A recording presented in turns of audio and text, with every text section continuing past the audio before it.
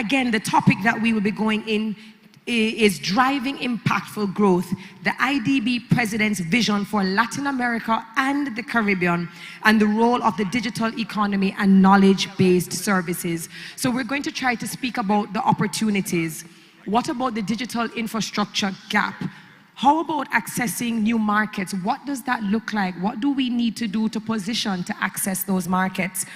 And how do we look at key negotiations? And ultimately, how do we create favorable business climates for digital economies? I'm sure these are things and these are questions that all of us have. So I invite you to take out your notebooks, take out your pads, take out your pens.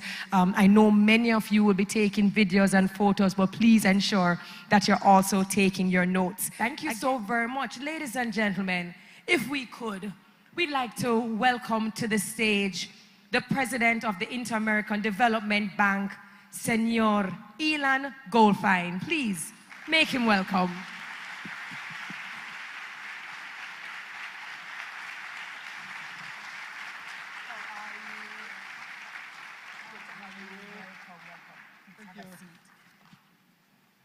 Senor GoldFajn, bem-vindo a Jamaica, como vai? Tudo bem. É prazer. Prazer.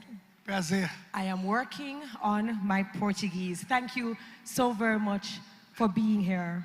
I know you work on your Portuguese, but I know you speak Spanish. I do. I do. So as I learn Portuguese, I'm hoping that you will learn Jamaican, like Wagwan. I see. I'm just staying 2 days here, but next time I will learn. Next time you learn. Thank you very much for being here. I was actually just sharing with the audience, and we appreciate the audience, not just in the room, but those who are joining us online. Just explaining to them that you have such a short visit. You came down from Kingston early this morning. But Yeah. before we dive into our conversation, I saw when you tweeted out when you landed and you said, you know, you're here in Jamaica. It's a rich, beautiful, talented country. You also tweeted out the opportunity that you had to sit with our Prime Minister, the Most Honorable Andrew Holness, who was here delivering at the inaugural address, as well as our Minister of Finance, Dr. the Honorable Nigel Clark. But not only was it just the three gentlemen, you were also accompanied by the President of the World Bank, Ajay Banga. Before we dive into the summit questions, the outsourced to LAC, tell me, why was that joint visit so important? And what does it signal for not just Jamaica, but the Caribbean, the region? We are now in a world that is evolving, and the multilateral development banks like the IDB, like the World Bank, and governments, we need to evolve, we need to change. The magnitude and the scale of what we need to do is way beyond what anyone can do individually, even the multilateral organizations. So the IDB has been here for years, decades. It has 64 years since it was created in the region. But we need now to address the issues, social issues, poverty, inequality. We need to give jobs to people. We need to give access to health, education, water, sanitation. On top of that, there is climate change and all the adaptation we need to do to have resilient economies, resilient countries. When you look at it, we need to work together. So when the President of the World Bank came, and he just 9 days in the job, and I know him from 15, 20 years, and he told me, I want to go to the region first. Let's go together. I said, yes, why not? And then we decided to have one country in South America and one in the Caribbean, and that is Jamaica. And when I treated... Oh, please, absolutely. Absolutely. Thank you. And I arrived here, the warmth of the people, the talent of the people. This is really, really makes me feel welcome and makes gives me a lot of incentives to continue working and being here with all of you and with you here too. Oh, thank you. Thank you so very much. And I think it's so important because in all the conversations that we've been having, even in the plenary sessions, we speak about collaboration and partnership and the collective effort. And I think by seeing this very historic joint visit, what it really does is it reinforces that we cannot do it together, and we have to look at how we align on the values and the principles in order to make real, meaningful, effective change. So let us get into the questions that I know so many people might have. We've heard the term knowledge-based services in pretty much all of our conversations. How do knowledge-based services fit into the greater vision for the development of the LAC economy? We need to have sources of growth. We need to have sources of productivity if we want to have growth. We need to have sources of jobs if we want to improve the lives of people, take them out of poverty. We need to provide the economies more diversified exports. We need to provide the countries more inclusive, gender diversified labor force. And we need to provide an integrated region. Look at this crowd. There are people from 34 countries, more countries than the region. So we have from outside the region, from inside the region. I was coming here and I was talking to some of you, and you have people working in several places at the same time and talking to businesses and clients in a lot of places. This is integration. But why the knowledge-based service sector? It is the one growing very, very fast. It is the one where we see opportunities. We are here in the business of not choosing the sectors. We are here in the business of providing the engines of the places where you decide are the places that have more potential. And we are just the providers of that. So when you look at this knowledge-based service sector and the exports, we see them growing very fast globally, but also in the region. And we are seeing that the demand is going in that direction. And we're also seeing that we can provide the services that are demanded. We can certainly provide them. Because we do have talented people, like in Jamaica and other places. And if we don't have enough, because we will grow very fast, we're going to train them. We're going to skill them. So that's why I believe that this conference enters into what we need. Productivity, jobs, inclusion, gender, diversification of exports, and integration. They're all aligned with what we need for the Latin America and the Caribbean. Fantastic. And I know that you touched, there's so many various factors and issues, and certainly you outlined at the top of the question in terms of poverty, the social challenges. We looked at the productivity challenges. We looked at diversity, equity, inclusion, and we're seeing that knowledge-based services actually help us to close the productivity gap. It helps genders in terms of women are now able to come into the space. So, small and medium enterprises are able to come into the space. So we see that knowledge-based services can help to tackle a lot of the challenges that we mentioned earlier. So now we've seen how IDB has thrown its support for the region in terms of having meaningful impact, effective impact within the economies. How can the IDB best support the public sector in fostering knowledge-based services? So now we understand that it can help to tackle the issues. How does IDB now support the effort using knowledge-based services?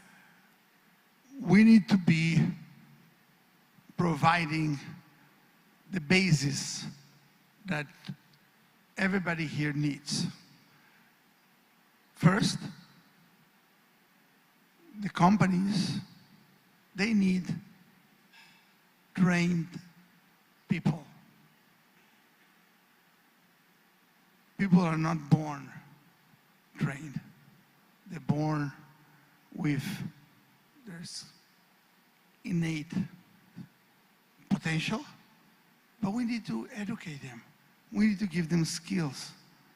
So a development bank like the IDB needs to be in the business of having projects that provide skills to the ones that were educated or the ones that they were not educated, but we need to retrain them. So we have a lot of projects of getting into generating the supply of jobs, of trains, so that when you are actually bringing the demand, bringing the I need you services, here are the people that can provide you. So first, skills, helping countries provide and educate their people. Second, we need to help. We have all these promotion agencies. We have all these agencies and everybody that some of them are here helping us. We need to cooperate with them and provide them with assistance, with resources, so that Latin America and the Caribbean is out there, and people know that they exist, and we are for business. And look at how many people are here. That's exactly what we need to do. And I thank our team, and I thank all our partners for helping us put in this beautiful place a very productive conference that put everybody together. So skills, promotion. Third, we need to align regulations. We need to align frameworks.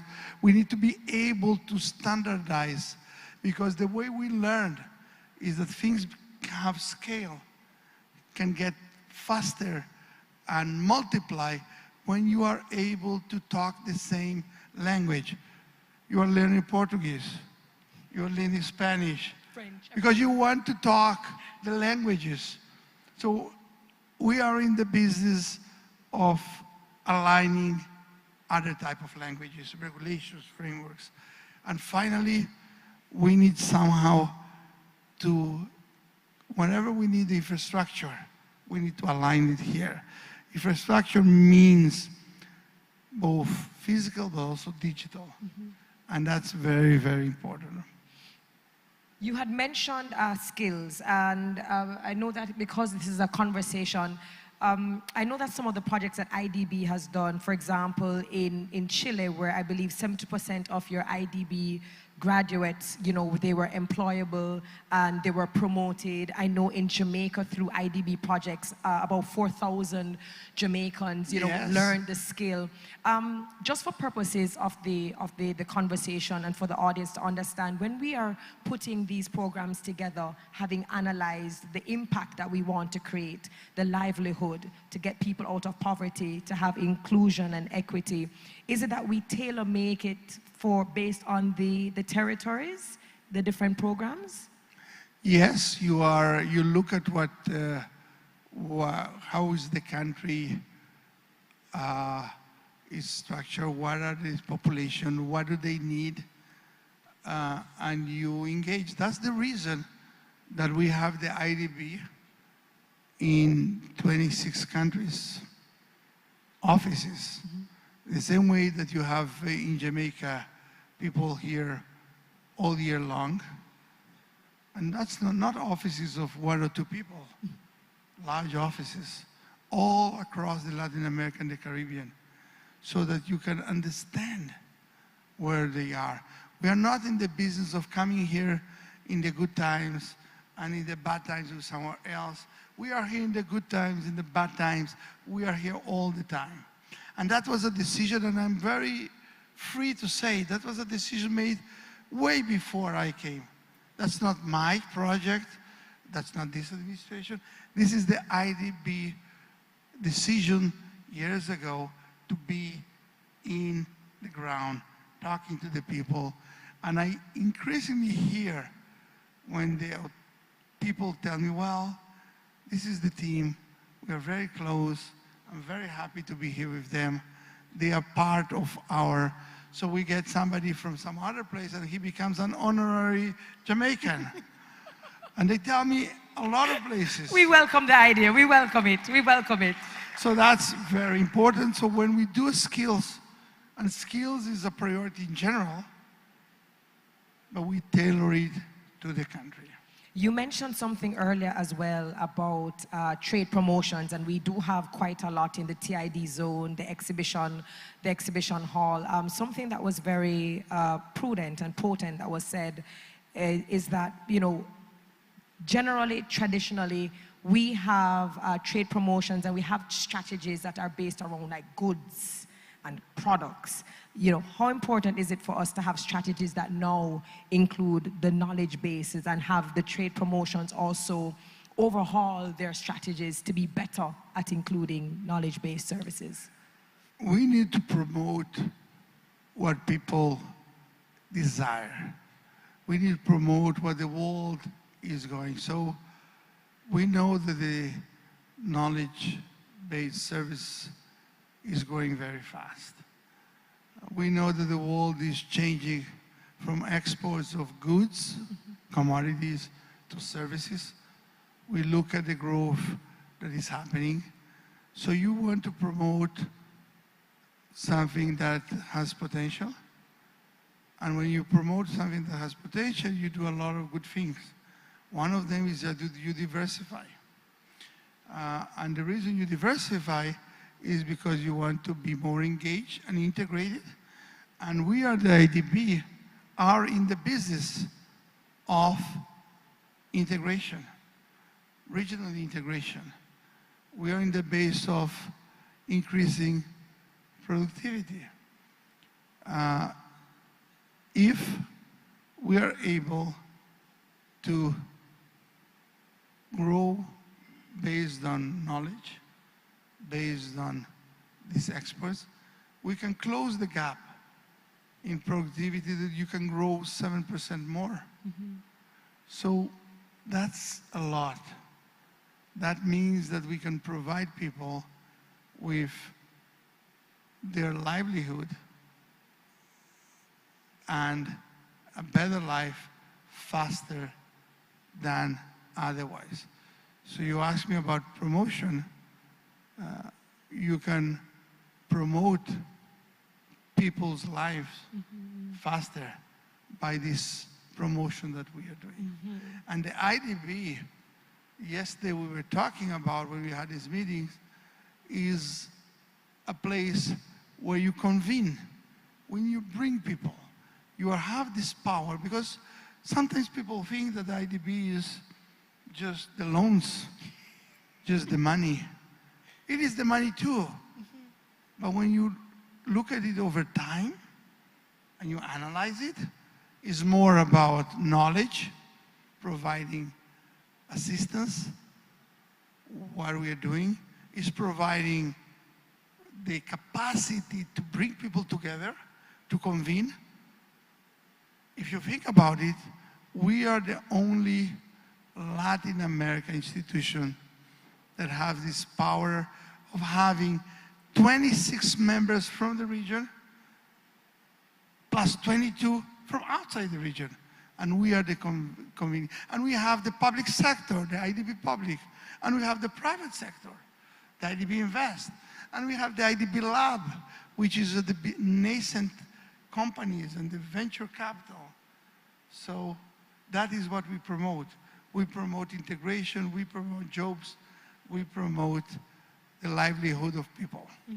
No, there's a lot of discussion around connectivity, Yeah. digital economies, leveraging technology. Is this the turning point of the sector?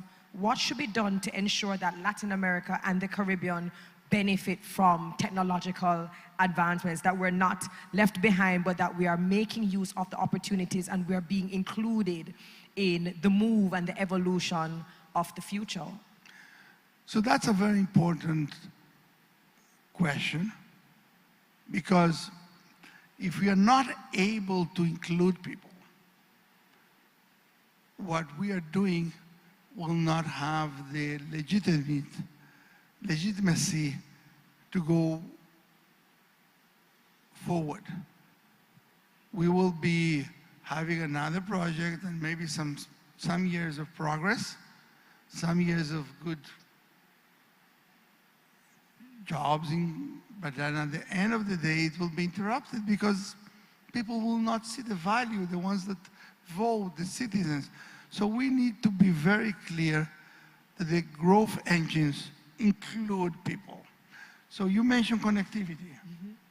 We are talking about digitalization, we're talking about, but in order to digitalization to thrive, we need everybody to be included.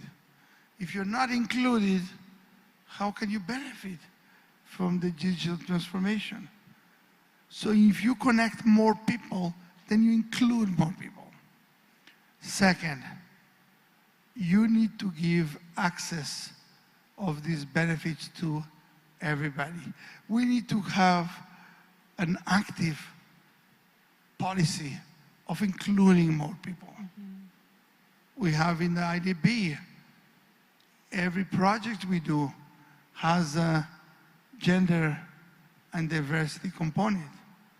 Are we getting more women involved in that? Are the MSEs that we promote, are those the ones that have more women leading? Is the exports we're doing here, is this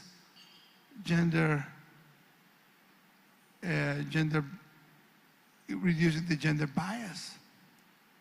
You mentioned some countries that we do the skilled work. How many of the skilled workers that we train are the ones that are diversified, that are more gender inclusive? So in addition to connecting everybody, we need to have a policy of including more people. And it also goes back to, because I think even in the conversation we've been having, you've mentioned, even though the IDB is there, it really takes a collective effort of many partners and Yes. people, public sector as well as private sector, and not only having data, but using this data to create framework and policies that can help to drive change in various areas as well as industries. So I'm very glad that you raised it, because we are, in order to be better, in order to perform better, we need to look at data and evidence on what works, what doesn't work, to evaluate. And I'm sure this resonates with people here. They're all people that look at data, that look at programming, that look at markets, numbers. So they know that we, at the public sector, because international organizations are public sector too, we also look at hard evidence. We also look at what works, what doesn't work. It is very important what you just mentioned. I know that my time is winding down, so I believe I might have time for maybe one more question. Post-pandemic, we've all come out. I think being a part of Latin America, being a part of the Caribbean, we're reminded of how vulnerable we are, but we're also reminded of how resilient we are. How, because we are resilient people, we can form resilient economies and we can build resilient nations. As we are tackling all of these challenges, and we understand that not everything can be implemented overnight because Rome was not built overnight. Do you have any last words for members here representing agencies, companies, entrepreneurs, startups, in terms of, where you see us playing a role in the global economy. We are part of the solution of the challenge we all have. The region, Latin America and the Caribbean, we need to change our mentality and realize that we have the potential not only to solve our challenges, but also to offer solutions to the global challenges like climate, like food security, and also to provide the talent that the globe needs.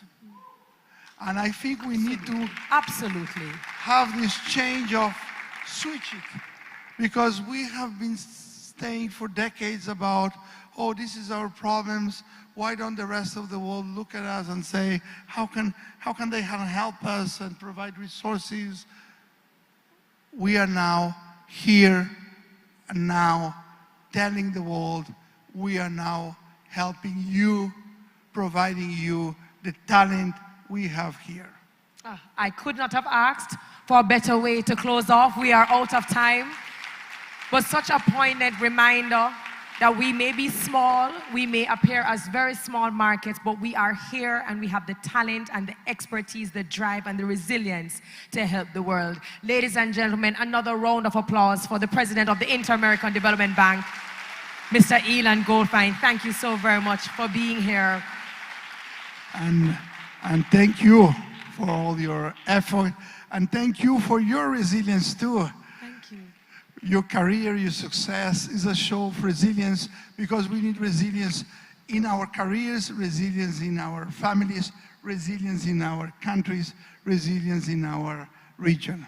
Thank you. I appreciate that. Very kind of you. Now, the President, as you can well imagine, has a very tight schedule, tight itinerary. He has to get back to his meetings. So please excuse him as he steps away from the summit. But I promise you, you've left the summit in very capable hands. Yes? Ladies and gentlemen, another round of applause as we bid the President a farewell. Thank you. Thank you very much. Thank you.